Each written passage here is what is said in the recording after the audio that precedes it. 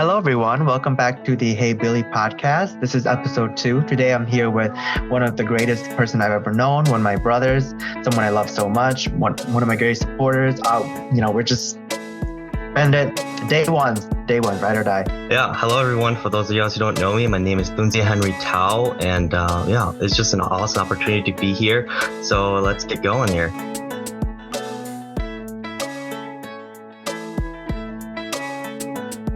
Something along my journey, I guess we're going to start all the way back. I'm going to bring y'all a little far back. I guess to the reason why I wanted to, learn Mongkinku, culture, tradition, history. I think coming through middle school to high school, you slowly start to identify yourself because, there's groups now. There's of course, we call them the jocks, the really rich kids, of course, as we like to call it, the Hmong kids. And then, like kind of group. And you kind of don't want to swerve toward one or the other because of your hair, your skin, the way you talk, or whatever you eat is kind of different. So that's when I started to have a small identity issue because, sorry, not to get off track, but I like it. Keep going. Yeah, talking about it. I think for me, I was so into the not mekat thing. I was into playing sports, right? Not a lot of Hmong kids were allowed to play sports, right? So played soccer, played tennis, did a lot of things, and just trying to be involved, right? And that was when I came across. I'm like, I'm doing a little bit more than some Hmong students are. I'm playing soccer. Of course, most students are going to play soccer, and then I play tennis, and I'm like, so do I really fit within the Mika aspect, or I fit with Hmong students? Because Hmong students, they're always like, okay, gonna study, right? But me, I'm like, gonna play sport. I go practice, and I play games, and I come back. So I'm like, I had that issue of am I really Hmong or Mika? Because you see majority of Mika people play sports, right? Mm-hmm. And then I didn't really take a turn and think about my identity until I thought about it with my Hwj. Of course, he's a shaman, of course. And then that clicked back, and I was like, Hwj is a saka, it's okay, like shamanism and stuff. So saw ability, and I was like, this is my chance to learn. And took that and learned a lot from it. Learned a lot about Hmong history too, along with Billy, because I remember you used to you were a TA, you were a teacher assistant or the teacher from Hmong history class for a while, right? Am I correct? Yeah, I taught one semester at UW. Yeah. So teaching all about Txiv and everything, how our journey started from Hwj Sawv and everything. I'm like, oh, it's so interesting. And then I think at a point, it's okay, when it wasn't really, or it was related to history, but then I think the one that clicked the most was Hmong funerals, right? Yeah, and then telling the deceased that this is how your journey is gonna go, right? And then Billy's like, that's how we were. We came from Hwj Sawv. We went through our whole entire journey through Southeast Asia, all the way up to China and everything. And that's how we were going to your ancestral land. And I'm like, wow, I never knew that. I always thought they were just like, oh, this is your journey, just go. I'm like, okay. And then, my journey was just learning along the way. And everything clicked. It was like finding a piece of puzzle and then finding more, piece it together, and then you have a huge puzzle, and you're completing it each time you learn something. So that was my journey, and ever since then, I'm still learning. So that reminds me a lot. That I think people should know is that when we, as Team Hwj Sawv, we weren't just doing Onang. We were not just learning Onang. We were learning weddings, we were learning about all those funerals, weddings, everything, and we learned together. Y'all were there, and at first I taught y'all the basics, but then we started kind of critiquing each other. But the best thing was that because it pushed me to learn a lot. And remember, I used to all the time. I don't do it anymore. I used to always sing deep dive because I had to practice it. I still remember how to sing them all though. It's kind of rusty. We did Biko, Mekong, all those things. We used to do so much. And I remember the first thing I taught y'all was it was Xiao, right? All right, I'm assuming. It was, yeah. Oh yeah. It was it was get the langañeto, and then what would you say, and then and such. Oh yeah. But yeah. Mm-hmm. Yeah. How was learning that? I know that because that was I made you learn that so you could learn how to speak Hmong better too. So I've never asked you your experience on that. Yeah. I think the first time I ever learned any sort of tsing, it was not that. It was the yet you move was it what was it? If you're gonna go burn money, if don't do boa or the hyung Oh yeah. like yeah. And like, what would you say? And you're like, oh okay, hi hana. And I remember every weekend, yet the one call, you don't remember that, you're not burning for that day. So you're always remembering it. So and then but then going back to Hwj was saying and such, it was something super hard because there's a lot of like small palu words in there. Like if you want to be fancy, you can be very fancy with it. But if you want to say it so it's good, then you can too. Like there's the easy, hard, and there's like the very very nice way to say it too. But learning that Hwj was something really really like good because one of these days your parents or someone in your family is gonna pass, sadly. But you always have to learn it. So that was good. So that kicked off to like, oh, you thought this thing was hard, and then you go learn this one. Like this one's even harder. But then afterwards, all the things kind of sounds the same in a sense. And then you're like, okay, how do you know the or you can you can zilu or you can take out words and such. So yeah, that just made me a little better in speaking Hmong, as in like you can substitute some words out and put it in with nicer words and such. So with that, it really kicked off on how to say things nicely. So yeah. I was like, okay, I know, because I asked you that on the spot. I've never asked that question before, and I'm like, damn it, if you go blank, that means you didn't get anything from the experience. I'm glad you got something that makes me feel so much better. Because all these years, I've never asked any of you, probably only except GT maybe, because me and GT, we talk a lot. But yeah, besides any, I've never truly asked like how you felt about it. And one thing I posted on Facebook one time, and I tell everyone that how tiring was it for you? Like I feel I have a lot of guilt because I knew how sad I was, but I kept insisting y'all to help me. Yeah. Cause when it ended, Bekomu, it was how our show days ended wasn't like, oh, okay, I'm done. I'm like, it's not like quitting a job. You just don't show up anymore, and that's fine. That's how it works too. And so I never asked you how was I feel bad, but I've always wanted to know too. No, it's all good. That's a great question. I think a lot of people don't wonder that too, because you're always talking about when you're like, oh, du right? And then the who shows you don't really care about the credit because we're like, you come, you help. That's one thing Billy always taught us. Like, you don't want to get credited. Of course you want to. It's just you want to be humble and you be like, like you want to help them. Like at the end, it's for people to get better. But if tracking back to how tiring it was pretty dang tiring, being honest. But I think being so young, like they say, so you can wake up real early or you can sleep real late and you wake up. So I didn't find any tiredness in it. In all honesty, it was tiring at some points, but I think the only reason why the reason why I wasn't tired was because always wanting to learn. Like I'm always like, if I go today, I can learn a different thing, right? Or something else like that. And or any life lessons, like even sing in general, just life lessons. Just sitting in the car for 2 hours, just probably listening to life lessons is probably the most like it's just so awesome. Just sit 2 hours and just listen to Billy talk about life and such, and it makes you grateful for what you have. And I think one of the things that always breaks my heart, being honest, is always talking about mom and dad.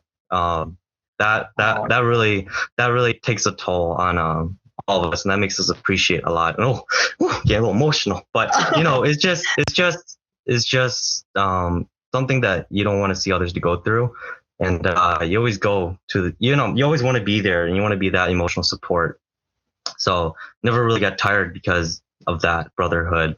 And like you said, because the next day you'll get a rest. So that's one thing I lived by during that time, and still here. So But I think answering the question why it kind of slowly ended was just because when you grow older, of course, so of course. So got a job and I work and then everything, and then life just takes over and you slowly move away from that. But that brotherhood never gets broken. So yeah. Yeah. Oh my gosh, you made me. Oh, Henry, you're so sweet. But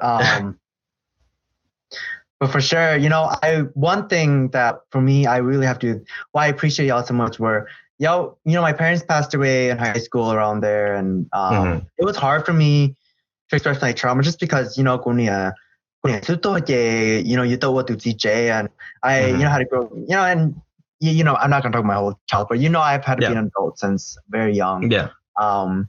And y'all were the first people who I was able to talk about that shit with and really express how I felt. At first, it was more lectures telling you how to appreciate your parents, and then I started, and then I would be comfortable to cry with y'all when I was sad, and that was something that was much. And even though I've never like purposely cried. Even though when I do still cry, y'all always comfort me really well. But y'all know not to just kind of let me. I'll get like New Year's every years. I'm like, okay, don't cry like that. I'm always drunk, so. Yeah, you're good. Yeah. Those were good. Yeah, it was for me. I felt I think I do really agree with you, Henry, is that during those times though, when it was, Team Hwj Sawv, I wasn't always as tired too. Just because I was, we were younger, but I remember when it was coming to an end, y'all, and we knew that it never truly came to an end. I still went and y'all still helped me here and there. So never, when things were slowing down. Yes. Correct. When we knew it was going to slow down because we knew we were growing up, we used to have talks about it. Like we used to be like, that these would be the good old days. And then, one by one, we saw each other leave, and we knew but we never once held each other back. I think that's one thing I love about it was that when we knew it was time to kind of fly, we flew. And then I told y'all that I knew that once y'all get older, that I will slow down because y'all are like the people who help me. So then I have no choice. And I really appreciate that because I think that if we didn't, and y'all pushed, I remember, all of you, TC, you, JV, all of you, YT, TT, all y'all used to always fool along. They always used to say, like once y'all leave, that's when I can slow down and use it as an excuse to slow down. I don't think if I had that excuse, I would be able to slow down. And I'm so happy that I have been able to slow down too. Because I hated it because I always got drunk. I always got Every weekend. Okay. Every weekend. Yeah. At that time, none of us were legal. I don't think you can get in trouble now, but none of us were legal. No. And this is a raw aspect of Hmong culture that I think I want a lot of people to know. Yeah. Y'all were high schoolers and we were college kids, but every weekend we got shit-faced. Like, yep. Y'all, my car had so much puke stains. It was, and it was dangerous though. Like it was dangerous. It was so dangerous, but at that time, like I'm glad we can laugh about it now and not be like, holy shit, that was crazy. But that was really irresponsible of us. And either way, we did have fun though. I'm not gonna lie. During that age, funny singing the mosh year together times. And, oh my goodness, yeah. We have great. I think every time when we get together, all Hwj Sawvs, or just in general, when we're with each other, we always mention the drunk stories because drunk, not the dangerous drunk, but just being drunk together. We always mention those just because. Though that was a part of Gay Hmong though, was that you had to be able, you had to be, you had to be right? You had to be able to be, if you were drunk and you could not do your two. Because many times we get shit-faced and then have to one end. And so it was, I do feel bad because I did push that rhetoric. And that's one thing I do kind of regret pushing. But, it is the Hmong community rhetoric was that, can you be drunk and still perform? And we did that. And Name it. Tell me. Okay, I'm gonna tell a story of when. Yeah, go for it. When we were. So the one I memorized the most it was you and I, and you know this one too. It's when we went to Kalia. We went. Oh yeah. I remember that. Yeah. We went all the way there and to their city. Oh, you tell your perspective because I think I was so drunk and tired because the day before I was at a concert and I was beat. So, and that's why I was so lit on the ride there, remember? Yeah. And without us bonding, because that was the first time you and I went together in like a year. Yeah, and alone, like no one, there's no one else. Yeah. Did you want to hear the beginning or the ending? So in the beginning, I think we arrived and then went inside, and then they were really formal about it, like traditional about it. They sat us down, of course, Txiv, to both of us, and talked about how the ceremony was going to go and what is needed to be done and get the ceremony to go smoothly. And then of course when you have a little bit of alcohol in your system, you're like woozy, right? So I remember I was like, okay, I have to like really control myself because before coming in Hwj, I remember this too, really young. You have to be very tutu. You have to use shikuan, then you cannot do it. You have to be calm and just write it. Just be calm about everything and be patient. And so that's what I took. And I was like, okay, be patient, just listen carefully and just focus, like really focus. Cause I think when you have, when you're intoxicated, your mind goes, woo, woo, woo, woo, woo, woo, woo. So even though it was like, even though my mind was racing like crazy, and I was drunk too. I was like, yeah. But at the end, I was like, focus, do not let the zining fall down. Always remember, get tsing, what are we doing for this ceremony, right? And then everything happens really fast too. But it all comes with experience, right? So when you've been doing it for a while, you kind of understand like, oh, this is the stuff, this is the cue and such. So yeah, a little intoxicated, but how to focus. So focus really clear. But when the zining gives messages, be like, oh, okay, yeah, dang, or the physical realm, do this. I'm like, okay, right? So So always remembering everything. I remember one of the things was to never let Billy say it twice. So it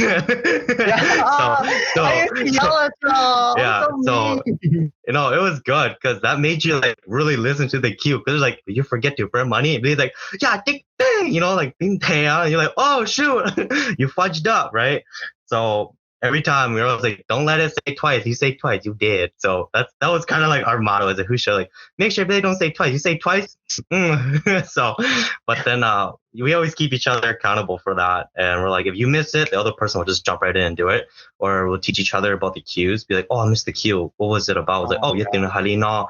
Then it's like this. Like, oh, okay.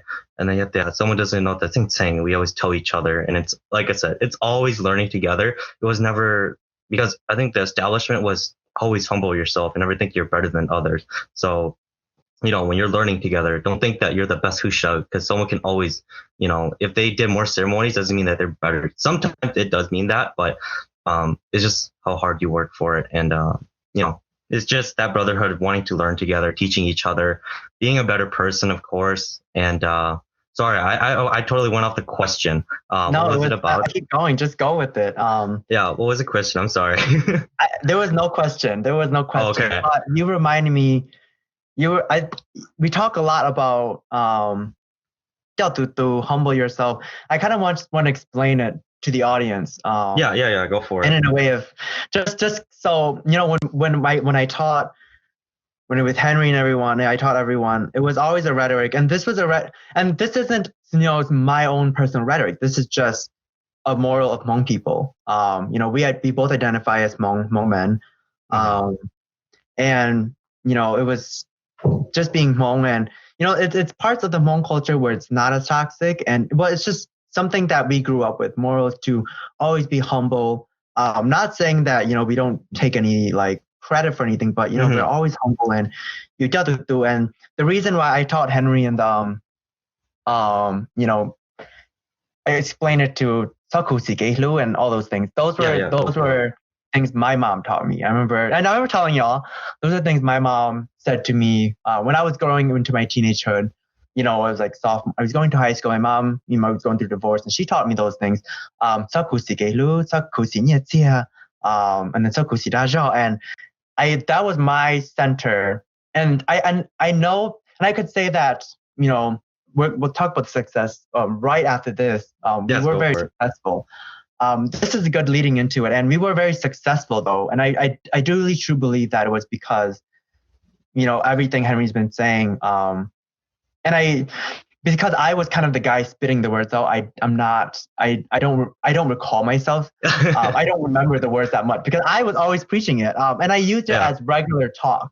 It's not like I'm being serious. It's just a regular thing like, oh, wait, let's just remember to be good people today. Yes. And that was just because there were so much shitty people we came across too. The reason I thought that was because some things were rude as hell. And some people, definitely. They thought they were better. They would like trash us because of our age, talk shit, cheap. They would purposely get us drunk, try to one time, remember they tried to make you take 4 shots and I mean, you have had to do that many times, Henry. Definitely. Just because he couldn't speak Hmong well, and I was like, we're not, we always have to stay humble.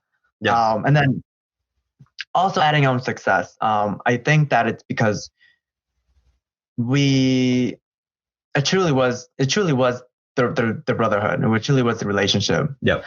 I have to thank y'all just because I personally, my success as a shaman, and success is not, how strong you are. Success is not defined by that. Success is how much people do we make smile, y'all? How much people did, we've seen, and it's something the Hwj shows and we all share, is that I think when we see people who big call and we see them zhong hang, and those are the reasons why we went out there so much. Like, what we were successful not because we healed some people, because I don't know, people just got better, and that was the main goal, and people were happy, and it was good. I think that was to me some aspects of it, and we incorporated a lot of activism because we weren't like other shamans. If you were a teenager, you were queer, if you were Hmong woman, if you were anything, you can always come to us. Because I saw my mom, as a divorced woman, she could never get anyone to come help because she was divorced, and I hated that. I'm glad that y'all took something out of it though. At least it makes it much better. Well, when we were successful, Henry, people knew who we were. People asked for your parents.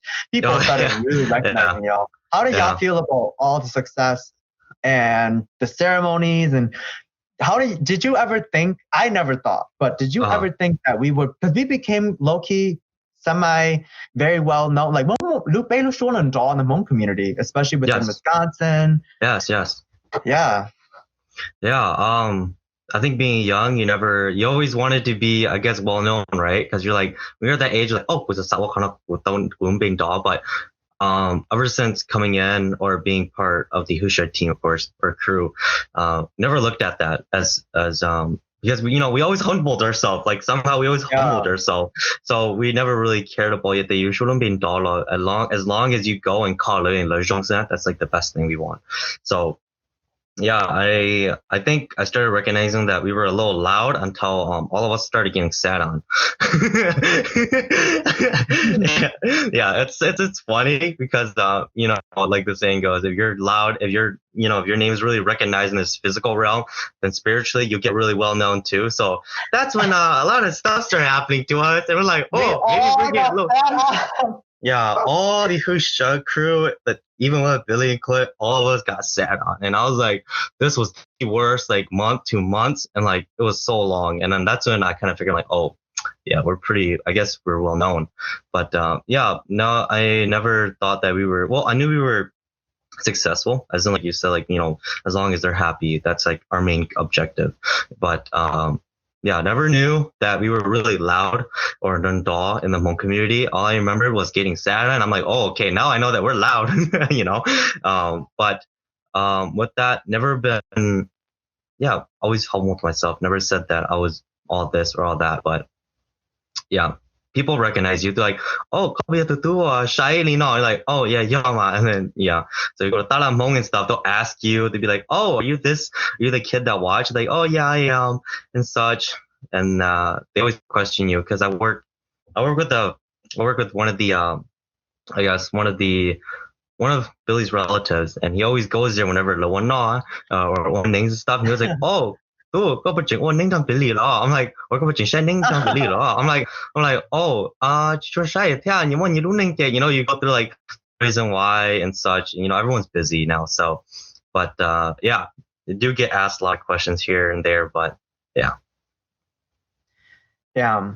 I think people don't know that. One thing I want to add is I was a really strict teacher.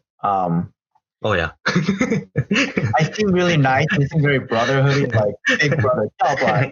I was a very strict teacher. I would yell. I yelled a lot during ceremonies. I would yell. If you fucked up, I would yell. Yes. Because yes. you know, I want people to know that yeah. A lot of people, because of the success, oh, they would send their kids. Yes. Oh yes. Every ceremony. Yeah. Yeah, well, people didn't know, and that's how YT was recruited, though. But yeah, don't know is that it's not easy. Like people always, oh, because you know they thought that because it was all young guys that any young kid could learn it, but people didn't know it was and like it's so hard to learn. How did being a Hwj affect your identity? I will talk about mine. This, you know, just a little criticalness with it. And the reason is because we have these normal dialogues at school, and yes. For me being Hmong, make it like as a shaman, even as a shaman, how many of them I don't know. I really resented Hmongness. I was very into whiteness. I like being Hmong on the weekends, but not on the weekdays. And for me, it affected my identity because I learned to love Hmong culture through this. I learned because I had to learn how to, you know, Onang, and then I learned about Hmong history. The language is my favorite part. Yes. One thing people don't know is that I love Gutia. I love Gutia.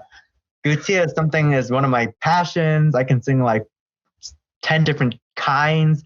I use Gutia as a way to learn, understand Hmong more, to understand Hmong language. And it really helped me embrace my Hmong culture. I mean, obviously I have Hey Billy up now. That was a big part of it. You know, yeah. It shaped me, but it also helped my identity because I saw so much pain in the world. For example, we saw so much inequality. For example, we met kids who were queer and they were, you know, their family disowned them. We met, you know, baseball when you know, baseball and I think this helped my identity a lot, and witnessing the inequalities within like my culture. Not only that, but it made me realize how we need to change, y'all. How we can better our culture. Like we can be, and especially for Hmong men, we can be masculine and still practice the culture and be inclusive. Because even in, you know, within our Hwj, we have like, we don't have a lot of women. Yes, the men are women, but we have, you know, women who have learned with us, you know, who have lined up, and, you know, it proves that anyone can do it. And it showed me that, and, you know, because a lot of reason why I hated Hmong culture was because patriarchy, of how sexist it was, and anti-blackness. But then this helped me see that I can still fully be Hmong and still, you know, identify as Hmong and still not be so fucked up in a way. Not saying the Hmong culture is fucked up. It's just so many aspects of it when we look at it from a critical lens. Yeah, that's me. Yeah, that's really good. For me, wait, I'm sorry. What was the question again? I'm sorry. How did as for you as a Hwj, how did that affect your identity, shape, mold it? Okay. Yeah. As Hwj, I guess you learn a lot of things. You learn to be you try to be, or you want to be equal with others. Like, I don't know. I always follow with we always want to be a stepping stones for, you know, our LGBTQ, you know, Hmong students, or not Hmong students, I'm sorry, Hmong people. There we go. We're in college. Sorry. Yeah, we're in college. Hmong people, right? So you always want to be a stepping stone. And that's one thing I've taken away drastically. Always be a stepping stone for people who aren't as privileged as you. And when you grow up in the Hmong community, as long as you have like inappropriate or immature, but if you have a penis and balls, you are more privileged than anyone in the Hmong culture. So I want to be a little stepping stone, even if it's not a big one, be something to lift our fellow brothers and sisters, and to just be better, and overall be a nice person, of course, humble yourself, be good, but yeah, there's a lot of things in my mind right now, but that's overall what I got out of it. And it's always life lessons. So yeah, it's really short, but it's not as long as Billy's, but yeah. It's been great, Henry. Thank you so much for joining me today on the podcast. I thought it was a great conversation we had. Thanks for the episodes. Yeah, thank you so much for this awesome opportunity. So yeah. All right, everyone. Thanks for joining us on the second episode. Bye. Bye, everyone.